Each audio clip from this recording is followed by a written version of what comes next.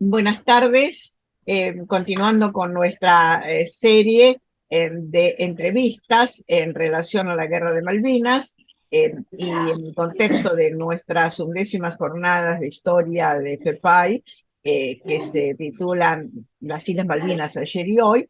Estamos haciendo una serie de entrevistas vinculadas con la guerra, que no es el único tema de la jornada, porque en las jornadas también queremos hablar de la historia desde la época colonial, de muchas otras cosas, de cómo ha sido historiada, cómo está en la educación, pero a nosotros nos importa mucho realmente los testimonios. Y tenemos una serie de testimonios de veteranos de guerra y una serie de testimonios de personas que han estado vinculados por diversas razones al conflicto, pero que no fueron veteranos, no son veteranos porque no fueron a Malvinas. Ahora precisamente estamos en un caso de esos, un conscripto que estaba en aquel momento era conscripto, Oscar Perrud, y que él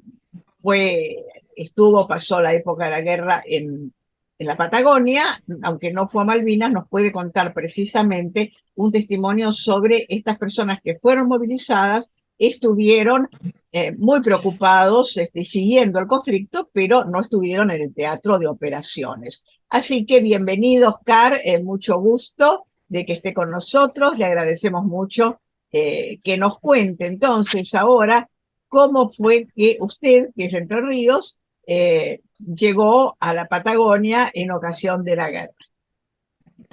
Bueno, en primer lugar, buenas tardes a todos los que nos están mirando, y a usted en especial.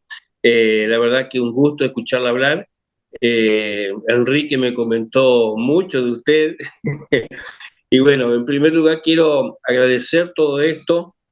Permítame un agradecimiento a mi familia, principalmente, que es la que me apoya día a día, a mis nueras, a mi hijo, y especialmente a mi señora, que siempre está prendido en esto, el tema Malvinas, en todo lo que sea Malvinas. Y bueno, también un abrazo también a Enrique Momigliano, que para mí es el segundo padre que tengo, a Rubén Saba, y a Toribio Encina, a Marquito Falcón. Bueno, no quiero olvidarme de todos los amigos que fui Todos ellos cosechando en este. pasaron por la entrevista. Sí, sí, ellos son veteranos, son los verdaderos veteranos que estuvieron en el frente de batalla, la cual los aprecio un montón. Han estado acá en casa, hemos compartido la mesa y los aprecio un montón, como aprecio a todos los veteranos de guerra, a todos los combatientes que estuvieron. Y bueno, yo le cuento la historia. Yo nací acá cerca de San José, donde yo vivo ahora. Nací en el campo, y bueno, me tocó el servicio militar en el batallón de ingenieros de combate 121, con asiento en Concesión de Uruguay. O sea, de acá a San José, unos 45 kilómetros, a unos 100 kilómetros más o menos de donde yo había nacido en el campo. Mi padre era tambero, y bueno, nos costó un montón salir de la casa porque, o sea, nosotros trabajábamos en el campo. Eh, Claro. y bueno, nosotros ir a una ciudad como Concesión de Uruguay, y para nosotros era una novedad. Ya viajar en colectivo era una novedad en aquel entonces. Y bueno, no teníamos la posibilidad de viajar tanto. Bueno, así que me tocó la colimba, como decía, el servicio militar obligatorio, en el año 1981. El 9 de marzo de 1981 ingresé al ejército argentino como soldado. Y bueno, fueron surgiendo muchas cosas, todas las cosas que se saben del servicio militar. Yo me tocó ser conductor, de corajudo nomás, porque me ha dicho una persona de la colonia, me había dicho: cuando vaya al servicio militar, vos no digas que no sabés hacer nada, me dice. Y bueno, y dice, vos siempre tratás de tener un oficio. Entonces mi padre tenía una camioneta vieja, una Ford vieja, modelo 60 y algo, y aprendí a manejar esa Ford, que tenía 3 cambios nomás. Y bueno, y entonces porque yo dije, me va a tocar el servicio militar, y Eso yo quiero le sirvió. saber de algo y ser conductor. A mí me gustaba manejar, me gustaba manejar, pero no tenía las grandes posibilidades, ¿no?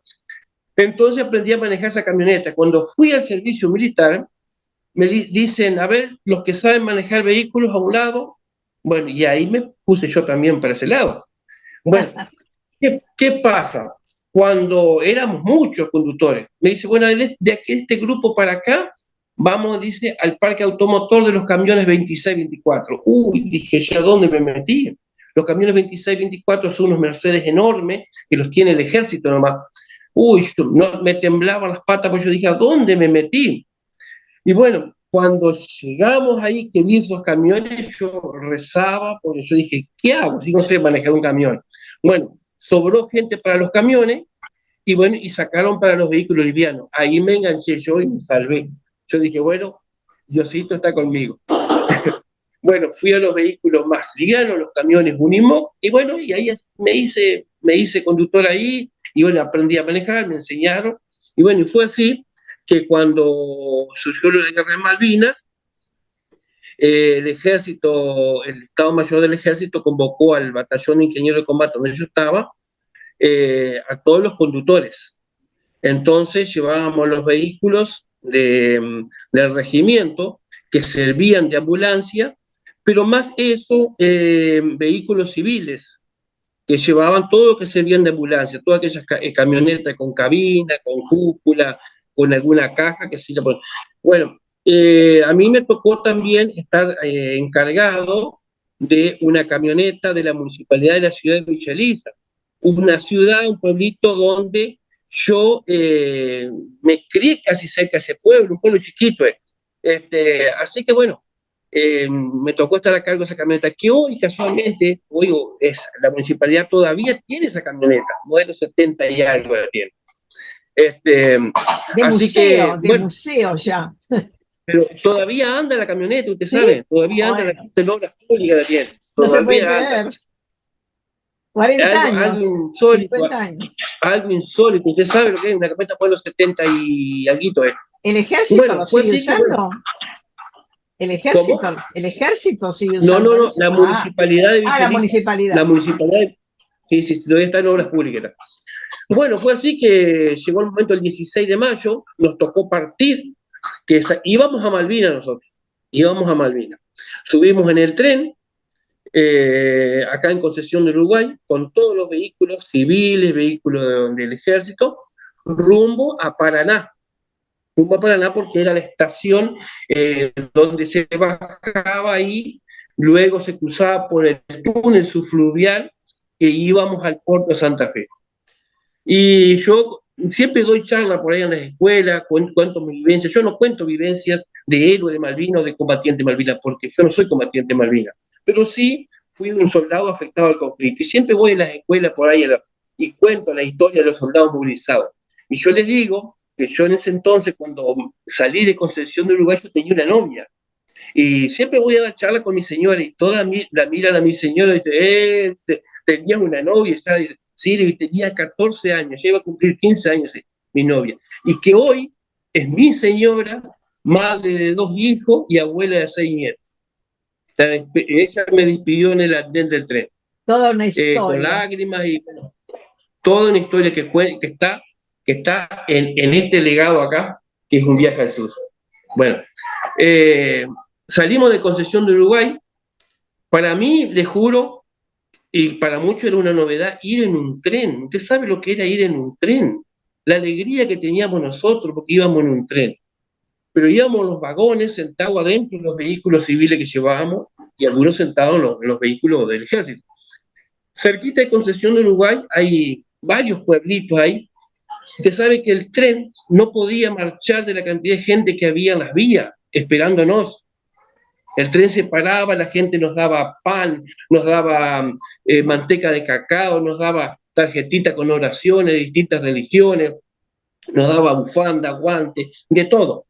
O sea que la Y gente estaba muy enganchada en ayudar a los soldados, en darles cosas, ¿no? impresionante, impresionante, Por lo que usted impresionante. O sea que cuenta, era increíble, no avanzaban nada por la cantidad de gente.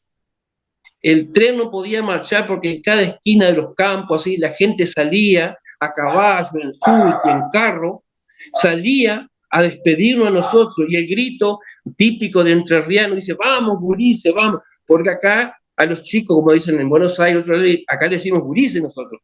Entonces gritaban, vamos, gurises, fuerza, gurises. Y nosotros una alegría tremenda teníamos. Bueno, A unos kilómetros de Concepción de Uruguay hay una ciudad que se llama Basavilbaso, que es la capital del Riel, porque ahí en Basavilbaso está toda la madre de los trenes, y yo tenía a mis abuelos ahí. Bueno, y el tren cruzaba adelante de la casa de mis abuelos, tipo de 10 de la noche cruzó el tren ahí, y yo gritaba, saludaba a mis abuelos estaban durmiendo ya, y yo los saludaba, miraba si mis abuelos me veían, pero bueno, mis abuelos nunca me vieron, ¿no?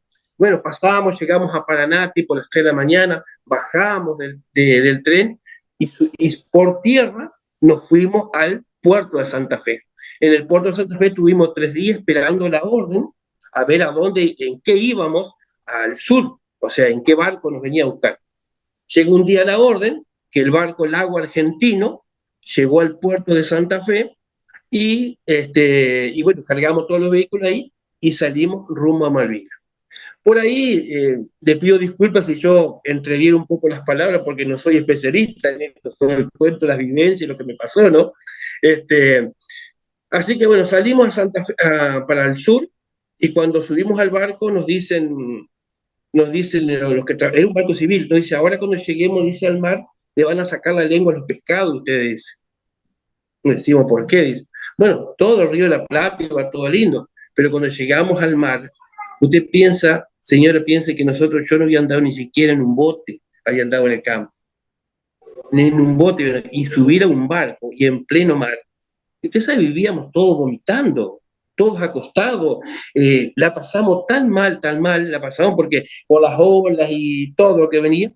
Bueno, íbamos a Malvinas, una alegría teníamos nosotros, y bueno, llega un día, el 25 de mayo, llega una orden, salimos el 20 de mayo, salimos de Santa Fe, y el 25 de mayo llega una orden que teníamos que parar en Punta Quilla, Santa Cruz. Ahí teníamos que parar. No sabíamos por qué. Estuvimos 2 o 3 días arriba del barco, estuvimos esperando que llegue la orden que bajemos los vehículos. Llega la orden que bajemos los vehículos a tierra y los trasladábamos a un ejército que había cerca del comandante Piedrabuena, ahí en Santa Cruz. Resulta que ese lugar era un lugar muy específico para Malvinas. ¿Por qué? Porque lo teníamos enfrente, se traían los heridos de ahí, estábamos bien enfrente, enfocados ahí en Malvinas, en un lugar estratégico. Ahí dormíamos dentro de los vehículos, no nos sacábamos nunca los bolseguí, comíamos todos los días guiso de oveja. Bueno, el frío que pasábamos allá fue impresionante porque la pasamos tan mal, la pasaron los soldados que estuvieron en Malvinas. ¿Por qué? Porque ir de una zona cálida como es acá Entre Ríos, que es húmedo, ir allá al sur, usted sabe, el frío que No pasamos es estaban impresionante. acostumbrados, claro, a ese No clima. estábamos acostumbrados. Y bueno, y ahí se desata toda la historia de la guerra de Malvinas. Nosotros una noche que la tengo en el libro, estuvimos trabajando en el buque hospital Bahía Paraíso, que traía heridos ahí a Santa Cruz. Y bueno, y lo triste de todo eso, que bueno, por ahí me pone mal porque se me eriza la piel, seguramente se me cae una lágrima esa noche, ver chicos de mi edad y que nunca más supe dónde fueron, nunca más supimos dónde fueron, heridos seguramente, bueno, de todo un poco. Yo lo que narro de todo esto es lo que uno vivió, lo que yo viví. Y el día que decidimos hacer el libro de la mano de Enrique Momigliano, estábamos acá en casa comiendo un asado y empezamos a hablar un poquito de historia. Y me dice Enrique, me empezó a contar de los libros que había hecho. Le digo, yo tengo una libreta, porque me faltó contar eso. Tengo una libreta, le digo, que hice un diario, el día a día, cuando iba en el barco. Entonces me dice Enrique, ¿y cómo es la historia de la libreta? Mira, la historia de la libreta fue así. Antes de salir de Concepción de Uruguay, esa noche yo me despedí de mi novia porque mi novia estaba en Concepción de Uruguay porque le cuidaba a los hijos a mi cuñada, porque ella trabajaba, mi novia era del campo también, y le cuidaba a los hijos. Y esa noche nos dieron de franco para que vayamos a despedirnos a los parientes más cercanos que teníamos, pero nunca me despedí de mi padre, nunca me despedí de mi padre.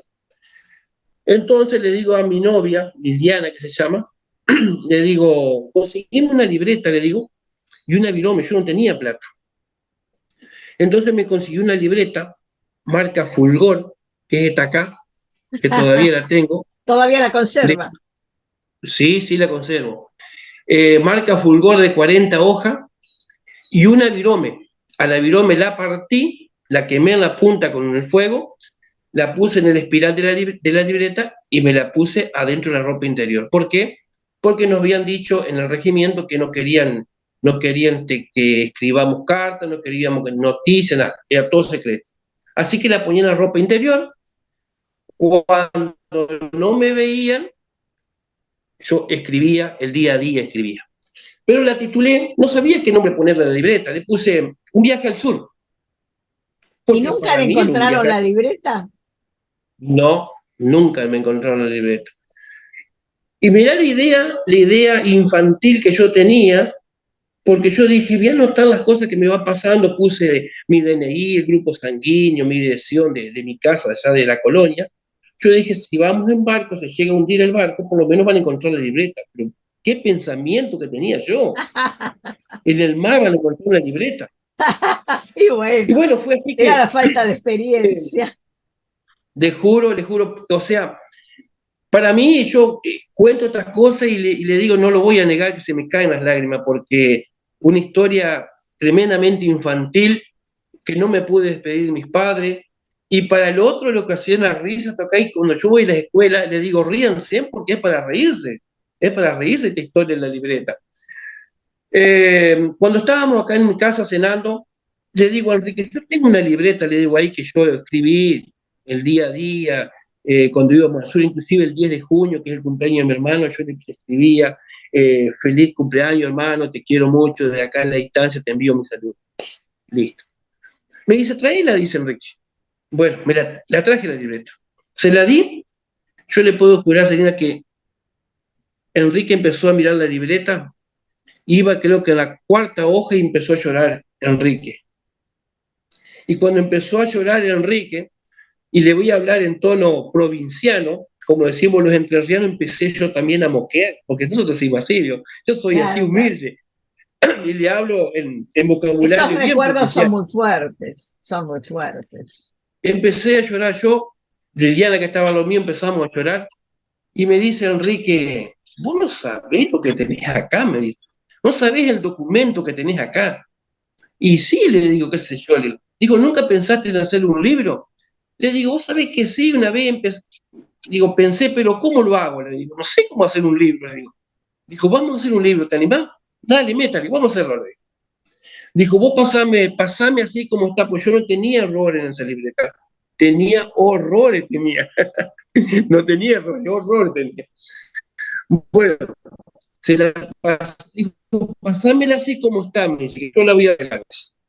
Se la pasé así. La cuestión que nació este hermoso niño, este hermoso legado de 130 hojas más o menos, y bueno, de la mano de la editorial de Rubén Saba, después unos amigos que me ayudaron, me alentaron para hacer esto. Hoy un viaje al sur está recorriendo el país y parte del mundo, ¿no? Porque en Estados Unidos también estuvo en la biblioteca de Estados Unidos, en Nueva Jersey, de toda la mano de Enrique. Yo no entiendo nada. Es Así que bueno, que este libro es cuenta un la libro historia. muy interesante, precisamente por eso, porque es un diario escrito ahí mismo, mientras estaba en esa situación, mientras atendía a los heridos, mientras tenía que, usted escribía el diario.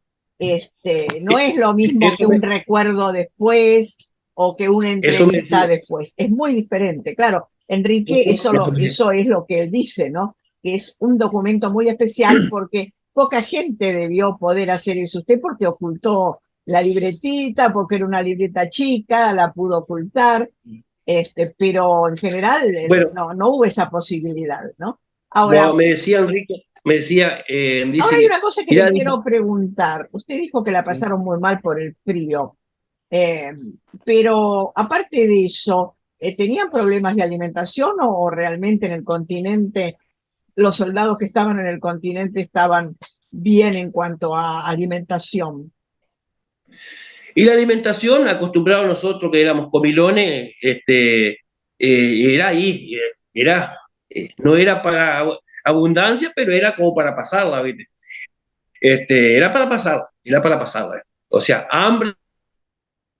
Porque mucho se dijo que mucha gente para los los soldados habían mandado chocolate, alfajores, una cantidad, digamos, comida no perecedera, ¿no? Sí, sí. Pero que parece, bueno, por los problemas a las islas, no llegaron por los problemas que hubo con el bloqueo naval inglés. Pero ustedes ahí en el continente, ¿les llegaba eso o no? ¿O no? El tema de los chocolates, había unos chips que tenían unas lonas, eso tenían todo chocolate adentro, bueno, había alfajores, todas cosas de chocolate. Yo le voy a ser sincero, nosotros robábamos los chocolates para poder comer, porque Ah, teníamos una tableta de chocolate para 2 soldados y nos daban para cada 3 días. no, claro. Y, y el chocolate, nosotros habíamos descubierto dónde estaban los chocolates, entonces íbamos, metíamos la mano así en las lonas y empezábamos a buscar, a buscar, a buscar, hasta que encontrábamos las tabletas de chocolate y sí, las robábamos las tabletas de chocolate para poder comer. Y todos los días comíamos una tableta de chocolate así. Pero la Bueno, teníamos que robar. eso es muy alimenticio y además da Sí, sí, calorías, sí. ¿no? Así Sí, sí, que, sí. Aparte, o sea, la robábamos más por el frío que teníamos y bueno, y por la caloría, ¿no? claro. Pero no nos daban todos los días quién sabe cuántas tabletas de chocolate han quedado ahí escondidas que no nos daban, eso sí, es cierto. No, Pero los no, guisos que no nosotros fueron comíamos todos usadas, los claro, días, no fueron consumidas, claro, claro. claro, claro, no fueron La consumidos. gente enviaba muchísimo, y incluso acá llegó un momento, contaba mi mamá, yo no estaba, estaba en España cuando fue la guerra, estaba haciendo un curso académico, pero contaba mi mamá que llegaron a decir, no envíen más nada porque no lo podemos llevar a las islas. Claro, No claro. tenemos modo, así que, pero parece ser que la gente compraba kilos, ¿no? O Sí, sea, sí, sí. hubo una solidaridad, ¿no? Y por lo que usted No, cuenta no, de toda la la gente gente. que paraba el tren para saludar a los soldados y darles Sí, sí, cosas, sí. bueno, es realmente, o sea que hubo una solidaridad que después se perdió. ¿Cómo ve usted ese proceso Bueno, llamado de desmalvinización del que tanto se habla? Y con esto ya vamos terminando porque se nos va el tiempo, ¿no? sí, sí, sí. Si usted me permite, yo le voy a contestar la pregunta, pero quiero hacerle algo Ah, para sí, sí, un por poquito favor, anterior. adelante. Bueno, usted sabe que cuando salimos de Santa Fe, había un muchacho que éramos amigos, que él regresaba nuevamente al regimiento, y yo le hice una carta para que se la lleve, se la alcance a mis padres, porque mis padres no sabían dónde yo estaba, no sabían. Entonces le hice una carta y le digo, Tomás, le digo, Darío se llama mi amigo, le digo, dásela, le digo, decir a tu viejo que se la alcanza a mis padres. Él quedaba en la colonia. El padre de mi amigo Darío, don Mario, había hecho el servicio militar junto con mi padre en el mismo regimiento que estábamos nosotros. Le digo, alcanzar esta carta para que se le alcance a mis padres, para que sepan dónde estoy yo, dónde ando yo. Bueno, Darío le dieron un mediodía para que se vaya a la casa a saludar a sus padres, a traer la plata para poder comer a veces. Bueno, le llevó la carta al padre a don Mario. Don Mario, sin sobre, sin nada. La mira la carta, don Mario, que en la página 121 de este libro está. Don Mario lee la carta y dice, no, dijo, yo no se la voy a dar. No se la voy a dar porque le puede pasar cualquier cosa a ellos, los voy a amargar. Entonces, don Mario le lleva la carta a otro vecino que estaba cerca de mis padres, a 300, 400 metros, y le dice, mirá, dice, Ocelera, el apellido de la familia, le dice, ¿por qué no le da esta carta? Dice a don Elio, dice, porque yo no me animo a darse nada, dice, para que sepan dónde está el Oscar soy yo. Entonces, don Orcelé mira la carta y dice, no, dice, ¿qué se la voy a dar para amargarla a la Rosa? Rosa es mi mamá que todavía vive, mi papá no vive. Dice, no, digo, yo no se la doy, dijo esta carta. Dice, no se la doy, dice, Oh, porque la voy a amargar a la Rosa. Y usted sabe que lo más triste de esto es que mi padre se murió y nunca supo que a 300 metros estaba la la noticia donde carta. yo estaba. Eso Bueno, es lo, de lo- esos dos lo que más me duele. vecinos, claro, pero esos dos vecinos pensaron que le iba a impresionar mucho, le Sí, podía sí, dar un ataque al corazón. Lo hicieron de sí, buena sí, sí, fe.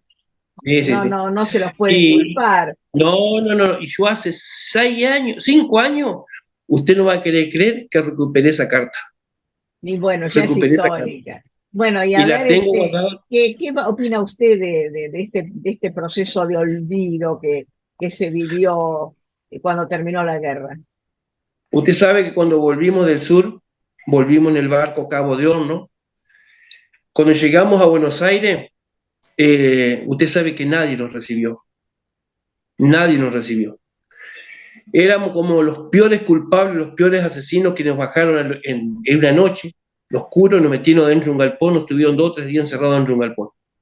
Y ojo, ojo con hablar de esto con alguien. No podíamos hablar con nadie. Así era que nos pasamos nosotros. Seguramente capaz otros no pasaron la misma historia que nosotros. Pero yo le estoy contando las vivencias mías y las de los demás camaradas que fuimos al sur. Nos tenían escondidos y no podíamos hablar de nada. Y toda la gente que nos recibió, nos despidió en el puerto, nadie nos recibió. E inclusive, me acuerdo esa noche había como, no sé, 6, 7 personas escondidas, 7 en los árboles, mirando así como nos metían a nosotros y nos silbaban a nosotros, como que si nosotros éramos los culpables que se había perdido una guerra. No nos dijeron hijo de P, porque no nos dijeron, no sé, capaz nos dijeron, pero nos silbaban un desprecio Eso debió ser muy totalmente. doloroso, ¿no? Que la Y es gente muy doloroso, y es pensara muy que doloroso. ustedes habían combatido mal, qué sé yo, eso duele mucho, ¿no? Creo que la gente no sabe bien cómo fueron las cosas, y no Duele, sabía en ese momento. Eh, duele mucho, eso duele no se mucho. Y dijo hoy nunca, vamos a la suponer, verdad, de realmente de los esfuerzos que hicieron los soldados, tanto los que estaban en el continente como el caso suyo, recibiendo heridos, todo eso. Bueno, eh, eso nosotros no, estábamos cumpliendo la parte táctica y nosotros logística. no lo sabíamos, nunca digamos, a Claro. los civiles, la televisión dejó de hablar del tema. Antes hablaba permanentemente la televisión y la radio, y después ese tema es como que murió, ¿no? Entonces, claro, los periódicos, todo. Así que bueno, a mí me parece muy importante ahora este esfuerzo de recordar estas cosas con los que han pasado 40 años, pero todavía Sí. viven, porque claro, muchos ya fallecieron, ¿no? Por su edad, claro. Yo, Y ca- además eh, también hubo suicidios. Usted, ahí en el lugar donde usted estuvo, o mejor usted dicho, sabe de que la gente que usted supo, ¿sabe algo de eso? ahí en esa zona donde estuve yo en Punta Quilla ahí, no sabía, nunca supe de suicidio, pero capaz que hubo. Lo que sí, que de los jefes nuestros, porque se había dormido un soldado haciendo guardia, un soldado de acá de una localidad de pronunciamiento, que queda cerca del Palacio Urquiza acá, lo amenazó que porque se había dormido iba a poner el calabozo de campaña, para el que no sabe, te taquean en el suelo, te taquean de las manos y de los pies. Y eso lo he visto en el regimiento de Concepción del Uruguay, porque un soldado se había dormido en la guardia. Y lo amenazó que lo iba a poner en calabozo de campaña. Este muchacho de pronunciamiento de acá de este río también le dijo, me pones en calabozo de campaña y te lo juro por mi mamá que vos me sacás luego del calabozo de campaña y yo te mato, le dijo. Entonces hubo una discusión ahí, que hubo una separación y no lo puso en calabozo de campaña. Esas amenazas, aparte, amenazas siempre hemos tenido de la parte de los superiores, o sea, el vocabulario que ellos empleaban era generar miedo y, bueno, y hacia nosotros, ¿no? La verdad que lo que hemos cumplido nosotros, recién ahora nos estamos dando cuenta cuando gente como ustedes nos da esta posibilidad de nosotros poder expresarnos, como Enrique, como otros Enrique que hay, que hacen libros, y contar la vida de un soldado continental, especialmente el sufrimiento de los padres de cada uno de nosotros. Claro. Lo que no tolero es que hasta el día de hoy algunas personas te dicen qué es lo que querés vos, qué buscas vos, si vos no tiraste un tiro. No es necesario haber tirado un tiro para estar afectado al conflicto bélico de Malvinas, porque hay personas que en Malvinas no tiraron un tiro. Sí estuvieron cerca de las balas, tuvieron más riesgosos que Claro, no, no, nosotros, lógicamente. y No es lo y mismo eso es lo que tampoco duele. estar allí en ese terreno que además también podía ser atacado por los ingleses, porque también ellos podían decidir atacar tierra firme, no lo hicieron, pero tenían la posibilidad. Yo Hay, creo hay un libro, que sí, hay que un la libro escrito gente, por un inglés, sí, sí, sí, sí, eso fue una disculpe, posibilidad, eso ya se sabe, ha quedado establecido, que fue frustrado también un intento de desembarco, pero bueno, son cosas que yo yo, entiendo la posición de los que se sienten muy mal por ese ninguneo, ¿no?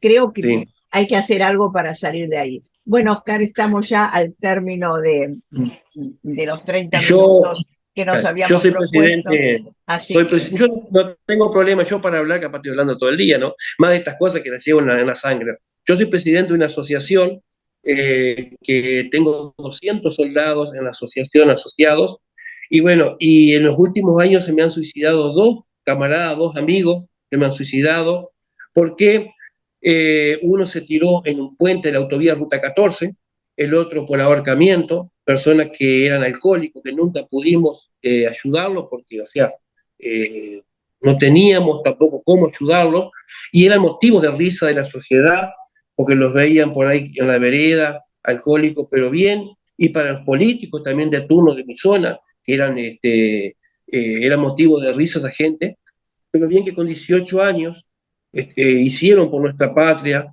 y gracias a ellos, gracias a todos los que fallecieron, gracias a la sangre que quedó derramada en Malvinas, tenemos esta bendita democracia que ojalá dure por toda la vida y que varias bancas en Senado, senadores, concejales, están gracias a los que estuvimos afectados del conflicto de Malvinas. Yo digo una cosa y me pregunto, cuando Argentina salió campeón, otro equipo sale campeón, ¿a quién le dan la medalla? ¿Le dan a los que están jugando o le dan a todo el equipo? Creo que nosotros éramos un equipo. Los que claro, estaban en Malvinas eran los titulares y nosotros éramos los suplentes. Si esta guerra hubiese seguido, nosotros no sé si yo estuviera les hablando con hubiera usted hoy tocado acá, ir, indudablemente. Claro. Bueno, pero es Argentina que estuvo en guerra. muchísimas gracias Gracias a usted, por esta gracias a usted. presentación, Oscar. Y bueno, hay que continuar con esta campaña de conocimiento. Un gran abrazo para también todos esos 200 soldados que están en esa asociación que usted coordina. Y bueno, aquí seguiremos desde esta nueva trinchera. Yo le, yo le agradezco a usted, le agradezco a todo el equipo que está detrás de todo esto, le agradezco a todos los combatientes, a todos los veteranos de guerra, personal de cuadro, a todos los que hicieron por Malvinas. Ellos son los verdaderos luchadores que estuvieron al frente de batalla. Yo simplemente soy un soldado movilizado que también hice mi parte para que los soldados que estaban en Malvinas tengan las municiones, tengan los medicamentos, cargar los aviones, todas esas cosas. O sea que les agradezco a todos, a usted, le envío un beso grandote desde la distancia y ya algún día nos conoceremos personalmente.